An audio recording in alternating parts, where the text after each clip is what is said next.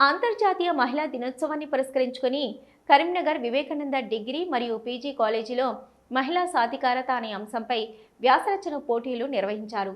ఈ పోటీల్లో ప్రతిభను కనబరిచిన విద్యార్థినిలకు కళాశాల ప్రిన్సిపల్ డాక్టర్ సిహెచ్ శ్రీనివాస్ గారి చేతుల మీదుగా బహుమతులను అందజేయడం జరిగిందని హమ్ స్వచ్ఛంద సంస్థ వ్యవస్థాపకులు ధనపురి సాగర్ తెలిపారు. ఈ సందర్భంగా ప్రిన్సిపల్ డాక్టర్ సిహెచ్ శ్రీనివాస్ గారు మాట్లాడుతూ, మహిళలు సర్వతోముఖాభివృద్ధి చెందినప్పుడే సమాజం అభివృద్ధి చెందుతుంది. ఏ దేశంలో స్త్రీ ఆర్థిక, రాజకీయ, సామాజిక స్వావలంబన కలిగి ఉంటుందో ఆ దేశం అభివృద్ధి పథంలో పయనిస్తుందని తెలిపారు. సంస్థ అధ్యక్షులు ధనపురి సాగర్ మాట్లాడుతూ, జనాభాలో 50% ఉన్న మహిళలు ఆ స్థాయిలో అవకాశాలను, అధికారాలను అందిపుచ్చుకోవాలని కోరారు. అప్పుడే దేశం అభివృద్ధి పథంలో నడుస్తుందని తెలిపారు. కళాశాలలో వ్యాసరచన పోటీలు పెట్టడం జరిగింది.